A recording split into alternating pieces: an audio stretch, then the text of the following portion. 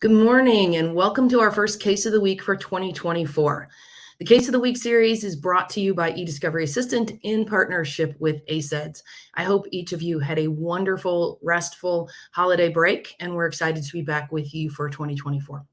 My name is Kelly Twigger. I am the CEO and founder at eDiscovery Assistant, your GPS for eDiscovery knowledge and education. Thanks so much for joining me this morning. As you know, each week on the Case of the Week, I choose a recent decision in electronic discovery and talk to you about the practical implications. This week's decision discusses the role of facial recognition technology in a criminal matter, and we're going to talk also about its implications in civil matters. A couple of announcements. First, the 11th annual University of Florida eDiscovery Conference is coming up February 28th and 29th in Gainesville, Florida, and registration is open. If you haven't attended this event in the past, you'll want to check it out. It's one of the best practical events in eDiscovery, and it is free to attend virtually. You can also attend in person. There are a few in-person registrations left, and the fee is pretty nominal. So 𝐻 will include the link to sign up to register for that conference. Next, eDiscovery Assistant will be at Legal Week in New York City, and we'd love to talk with you about whether the platform can provide value for your practice or your organization. We'll be sending out an email to everyone who's on our email blog list, so keep your eyes peeled for that. 𝐻 will also include a link to the page on our website if you'd like to sign up to sit down with us and see how the platform might benefit your practice. Finally, we'll be rolling out our 2023 annual case law report just in time for the UF eDiscovery Conference in February, so keep your eyes peeled for that. We've had more than 400 downloads of the report each year since 2020, and hopefully this year will not be any different. All right, let's dive into this week's case. Forgive me for a little bit of frog in my throat today coming back from break. Today's decision comes to us from the case of State versus Arteaga in the New Jersey Superior Court, the Appellate Division. This is a decision written by Judge Hany Mawla.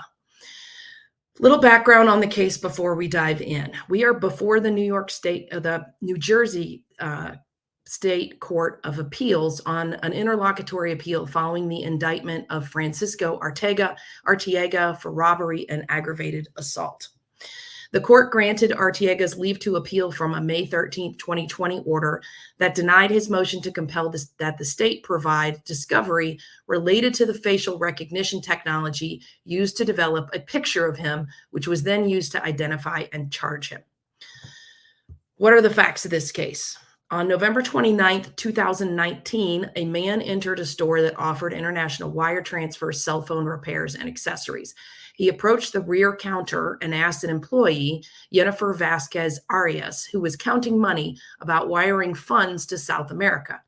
When she turned toward her computer, he walked toward an open door behind the counter that led to an office which contained a cash register. The man surprised Vasquez Arias with a handgun and grabbed the money she had just counted. She tried to stop him, but he pistol whipped her and escaped with just under $9,000.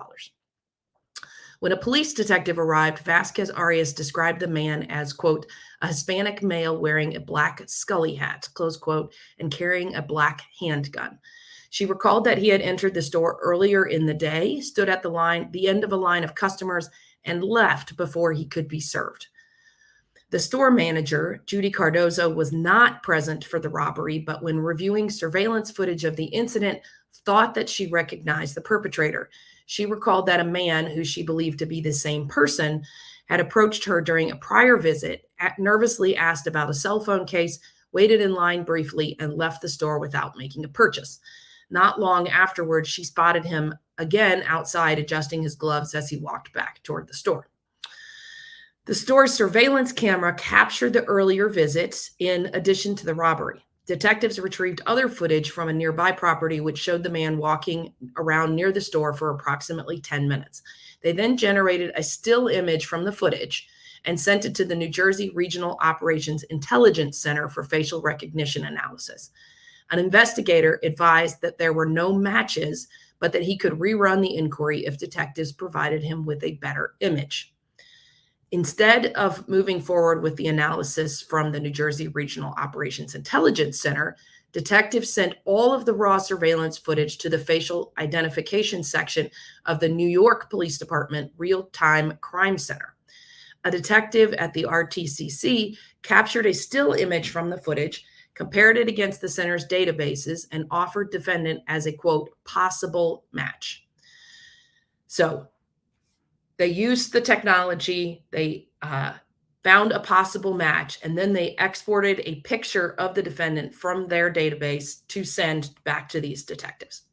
Detectives working the case in New Jersey created 2 different photo arrays comprised of 5 filler photos and the photo that the NYPD RTCC provided of the defendant from its database. The first array was shown to 𝐍𝐻𝐻 and the second to Cardozo in separate video recorded interviews.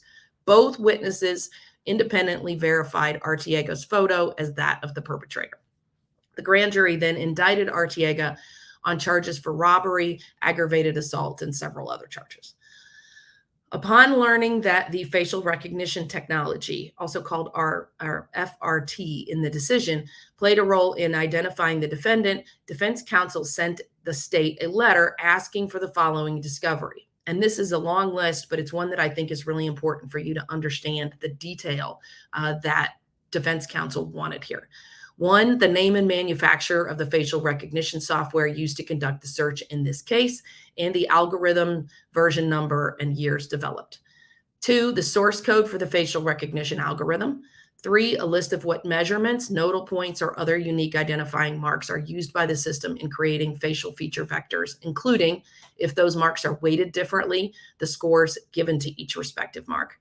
4, the error rates for the facial recognition system used, including false accept and false reject rates, also called false match and false non-match rates, as well as documentation as to how the error rates were calculated, including whether they reflect test or operational conditions. Number 5, the performance of the algorithms used on applicable NIST, face recognition vendor tests, if applicable. Recall that NIST is the National Institute of Standards and Technology. Number 6, the original copy or the query or probe photo submitted to the Real-Time Crime Center facial identification section. Number 7, all edited copies of the query or probe photo submitted to the facial recognition system, noting, if applicable, which edited copy produced the candidate list that the defendant was in, and a list of edits, filters, or other modifications made to that photo. Number 8, a copy of the database photo matched to the query or probe photo and the percentage of the match, rank number, or confidence score assigned to the photo by the facial recognition system in the candidate list. Number 9, a list or description of the rank, number, or confidence scores produced by the system, including the scale on which the system is based. Number 10, a complete candidate list returned by the face recognition or the first 20 candidates in the candidate list, if longer than 20, in rank order and including the percentage of the match or confidence score assigned to each photo by the facial recognition system. And number 11, a list of the parameters of the database used, including A, how many photos are in the database, B, how the photos are obtained, C, how long the photos are stored, D, how often the database is purged, E, what the process is for getting removed from the database, F, who has access to the database, G, how the database is maintained, H, the privacy policy for the database, and that's it for that list. Number 12, the state or the defense also requested the report produced by the analyst or technician who ran the facial recognition software, including any notes made about the possible match relative to any other individuals on the candidate list. And 13, the name, training, certifications, or qualifications of the analyst who ran the facial recognition search query. Now, you followed that whole list, you know that this is very intense information regarding the FRT system that obviously had to be provided by an expert to defense counsel. Now, the state answered the defendant's discovery request by providing 2 items, those sought in the 8th and 10th requests in defense counsel letter, and they provided specifically the NYPD RTC search result report that identified the defendant as a possible match to the individual in the surveillance footage, the still images that were used for comparison, The first 10 possible matching candidates for each presented in rank order and accompanied by their confidence scored. And second, a short series of handwritten notes by an NYPD RTCC analyst. Now, notably, many of the results that are attached to the report entailed 2 independent sets of possible matches for a given probe, suggesting that either of the probes were compared against more than one database or more than one FRT was used. Now, defendant then, after receiving that information, moved to compel the state to provide the remaining 11 items in defense's discovery request. The motion included a detailed declaration from defense's proposed FRT expert, opining about the accuracy issues that are associated with FRT and why the defense needed the discovery. The expert stated, quote, understanding the NYPD RTCC's facial recognition model, the data that was used to train the model, and the class-specific performance for the images in this case are critical to understand the reliability of the output. The expert concluded that without that additional information, the current results of the image facial recognition software in this case cannot be considered scientifically replicable or relevant. Defense counsel made 2 separate arguments regarding the reliability of the FRT. First, defense argued that it could not be assessed without the discovery sought because it was highly system dependent and dependent on choices made by the operator at every step of the process. Defense cited research and data, including that from NIST, showing that, quote, face recognition can be extremely poor at identifying a person at a low resolution image, close quote, like the surveillance still photo that was used here. Also, the images are manipulated by the FRT operator to obtain a normalized face to run against the database. Defendant alleged that the FRT algorithm could have a high error rate, and large databases can return an incorrect match due to the overrepresentation of racial minorities, an imbalance which stems from the fact that databases are populated by photographs taken during arrest and parole. The defense also noted that, quote, a human must choose which photo from the candidate list generated by the FRT will be forwarded to the investigating agency as the, quote, match. Defendant contended this part of the process was entirely subjective and what prompted their request for the identification of the analyst, the understanding of their credentials, as well as the process that was undertaken to choose the photo. Defendant also argued that because the FRT could produce high levels of false positives, it's critical for the defense to know exactly which tools were employed and how they were used in order to evaluate the reliability of the methods that were used to bring defendant into this case. The remaining 11 items the state failed to produce were necessary to provide context for and assess the reliability of the match. The defense also noted that its discovery requests were specific and tailored, and that this is the first known and disclosed use of facial recognition in New Jersey, requiring a full and fair examination of the technology that is in the public's best interest. Now, following these arguments, the motion judge denied the motion for the discovery and issued a written opinion concluding that the state had no obligation to produce the discovery because the FRT was not within its care, custody, or control. The motion judge also stated that the requested material was not, quote, Brady material because the FRT produced nothing more than a photograph that resembles the photograph provided from the still shot of the video taken from the scene of the incident. At best, according to the motion judge, the West New York Police Department was provided with an additional photograph to compile the 6-pack that was shown to the witness in this case. It was the witness's identifications that formed the basis for probable cause to arrest defendant, close quote. On appeal, Arteaga argued that without any information about the reliability of the FRT, admitting the photo into evidence was the fruit of the poisonous tree. Now, of note here is that the defendant was joined on this appeal with amicus briefs from the Electronic Privacy Information Center, Electronic Frontier Foundation, and the National Association of Criminal Defense Lawyers. This is a big issue that's going to have a huge impact for criminal cases. It's also one that's going to play over into civil matters. As we've discussed multiple times here on the Case of the Week, we often see the analysis of these types of technologies first come up in criminal matters before they move to a civil context. But as we'll discuss later in the takeaways, we're seeing so many applications of facial recognition technology now for everyday people that are not accused of crimes that it is probably only a matter of months, if not shorter than that, that we'll start seeing the implications of facial recognition technology in civil matters as well. So what is the court's analysis on appeal? Well, of course, the court starts with the standard of review, which is generally an abuse of discretion. However, the court notes here that, quote, where a matter involves novel scientific evidence in a criminal proceeding, the court may exercise independent review of the relevant authorities, including judicial opinions and scientific literature, close quote. The court goes on to engage in a discussion of relevance and whether or not the discovery sought here was in fact Brady material, i.e. evidence that is potentially favorable to the defense. In doing so, the court distinguished past cases with the situation before it, in that they are dealing with eyewitnesses who have already identified the perpetrator, and the identification was found admissible.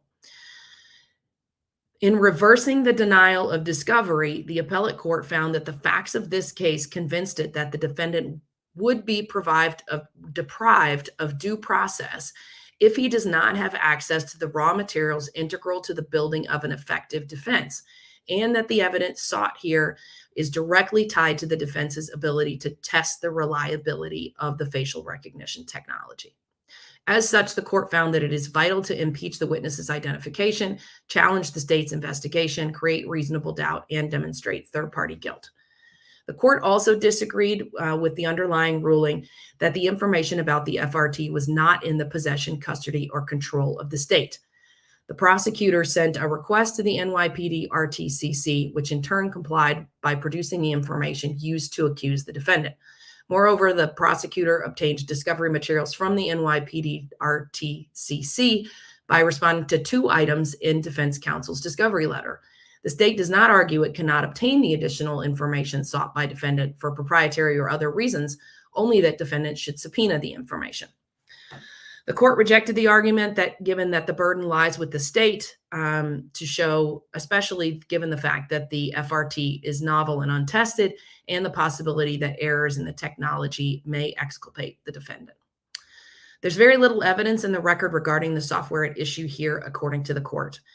However, according to the court's discussion, the defendant's expert report and the secondary sources cited by defense counsel and the amici provide us convincing evidence of FRT's novelty, the human agency involved in generating images, and the fact that the FRT's veracity has not been tested or found reliable on an evidentiary basis by any New Jersey court. The court then walks through how the facial recognition technology works, and this is really just plain interesting for you. Now, FRT can detect a human face with an image. It uses an algorithm to make the analysis, which recognizes nodal points on the face, the peaks and valleys that make up human facial features, and measures them against corresponding features in comparison images. The underlying algorithm is developed through machine learning that is trained over time to recognize potential matches by being asked to compare several thousand images against a database. In each instance, the program estimates whether a match exists, is told whether the result is correct, and then uses this data regarding successes or failures to inform subsequent evaluations, eventually focusing on those features that have been the most reliable indicators of a match. The process begins when the person operating the software selects a probe image captured from surveillance footage that features the perpetrator's face. Poorer quality images can be edited for lighting or color correction to enhance detail or even to change facial expression. The technology then breaks down the image into component features and distills them into a face print, a map written in code that measures the distance between features, lines, and facial elements. It then compares this face print against others in the database, assigning scores to each based on the extent to which corresponding features line up, and returning a list with those with the highest scores ordered by rank.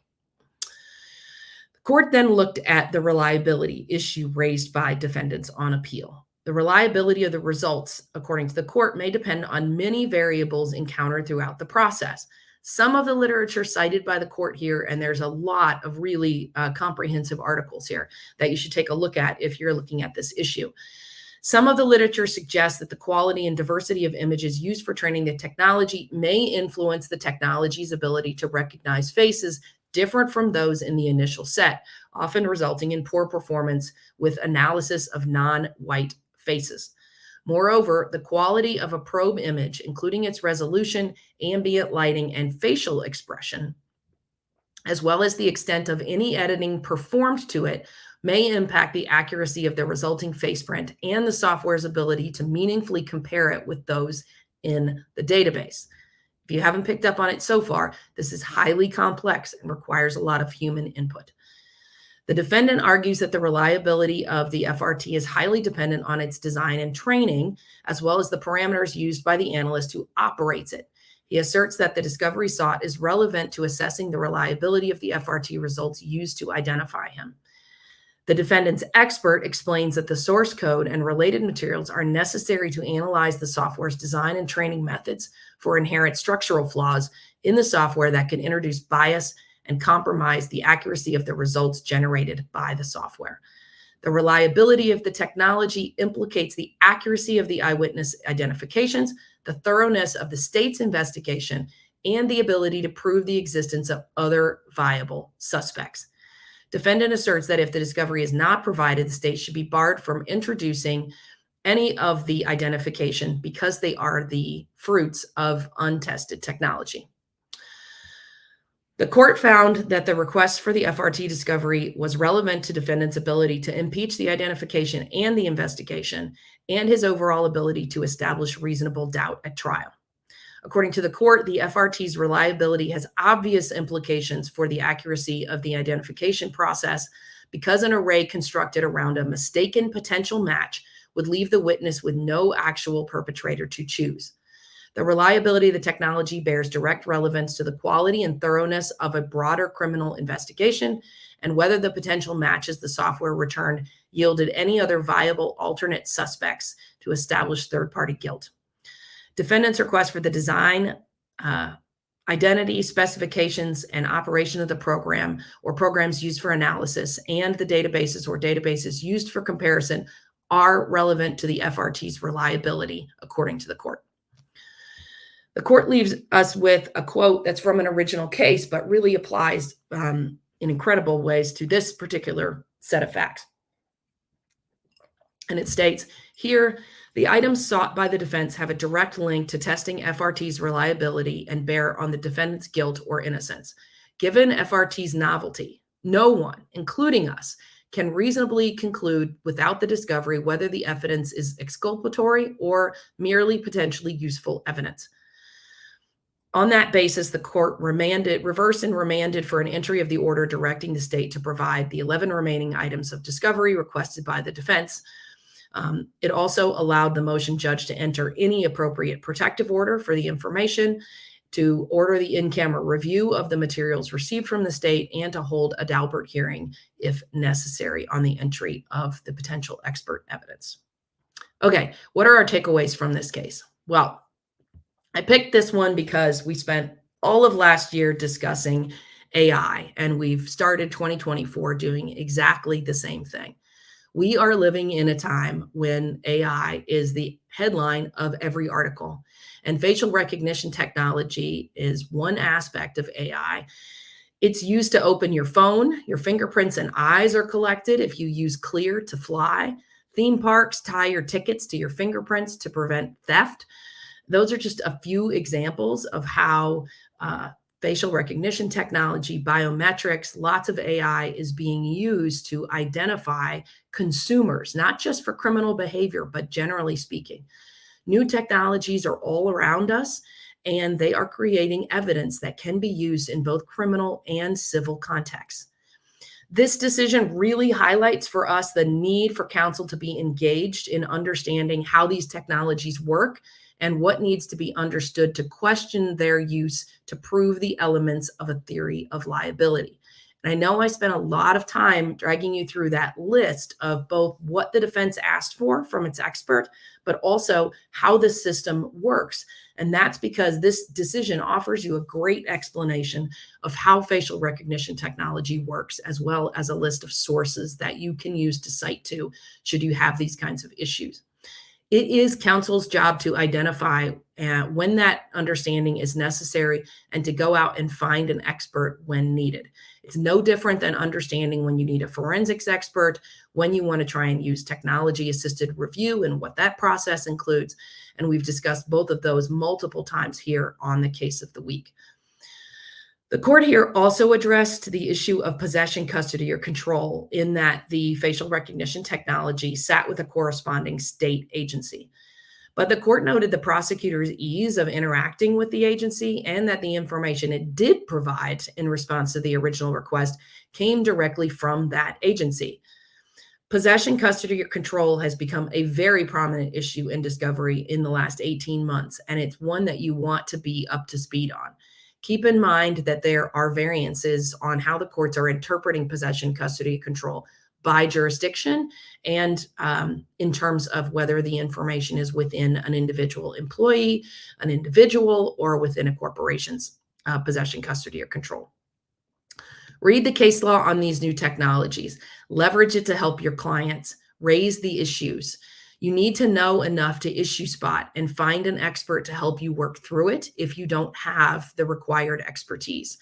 Both your client's case and the future development of the law on these technologies depend on counsel identifying these issues and addressing them. All right, that's our Case of the Week for this week. Thanks so much for joining me and sticking in for a little bit longer session. We'll be back again next week with another decision from our eDiscovery Assistant database. As always, if you have a suggestion for a case to be covered or a topic you'd like to see addressed, please drop me a line. If you'd like to see the Case of the Week delivered directly to your inbox, you can sign up for our newsletter at eDiscoveryAssistant.com/blog. And if you're interested in doing a free trial of our case law and resource database, please jump to eDiscoveryAssistant.com to get started. Thanks so much. Have a terrific week and Happy New Year.